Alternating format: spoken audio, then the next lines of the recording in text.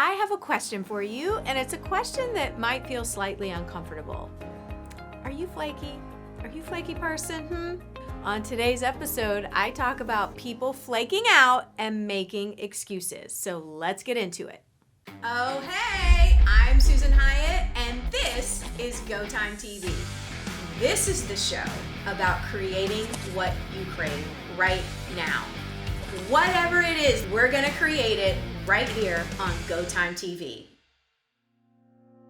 So you might be thinking, I'm not a flaky person, or not really, or, well, I certainly try not to be. But if we take an honest look, most of us discover that actually we're a lot flakier than we'd like to be. It starts out so innocently. You make plans to grab dinner with a friend, but when the date rolls around, you're tired. A few hours before dinner, you text to say, sorry, such a long day at work, can't make it tonight. Next week? Y'all better not be texting that to me. But anyway, then maybe later you make plans to attend a friend's birthday party and you really intend to be there. But then the same thing happens. The big day rolls around and you just can't muster up the energy to drive across town. Or you've got so many work things to do and you figure, well, she's gonna have like 20 other people there, tons of other friends around, so it won't really matter if I skip it.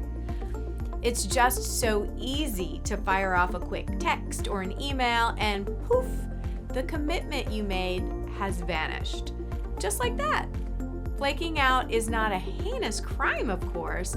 All things considered, it's not the end of the world. However, the problem is this, that when we choose to flake out, we typically don't think of the ripple effect of our actions. It feels like no big deal to us, but actually, it might be a pretty big deal to someone else. Your friend might be really disappointed, or your colleague might be very inconvenienced. Your manicurist could have spent the afternoon playing with her daughter, except now she's at the salon waiting for you to show up, and you've got no intention of doing so. It's not cool. Recently, I had a client back out of a retreat, and she emailed me to apologize, saying her schedule had changed and she just couldn't do the trip. And she said to me, but I'm sure you have plenty of other ladies who would love my spot, so I'm sure you'll be able to fill it right away. She wanted me to find a replacement for her and send her money back right then. No big deal, right? You know what though? It is a big deal, because when one person backs out of a retreat, it means that I have to stop everything I'm doing and try to find a replacement. And that's not always easy for me to do, especially at the last second. It's a huge amount of extra marketing work for me and my team. Another time, there was a woman who registered for one of my retreats and she requested a special payment plan with several installments, but then didn't follow through on her commitment. She just stopped making payments. Total flake out. It was really disrespectful to me and really disrespectful to all the hardworking women on my team, because when a client doesn't pay what's owed, all of those people are directly impacted too. Women like our Italian tour guide, Lucia, our yoga instructor, Heidi, our driver, Catherine. Imagine being a driver like Catherine. For Catherine, the difference between having 8 customers during a retreat versus 10 customers she was originally planning on, that's a big deal. My point is, changing your mind is a luxury that often costs nothing to you, but everyone else pays a price for your flakiness. Now that might sound harsh, but it's the truth, and it's something we all need to remember. So now, what are some other excuses people make for flaking out? I would love to know. Drop them in the comments below. And there's really a simple solution for this.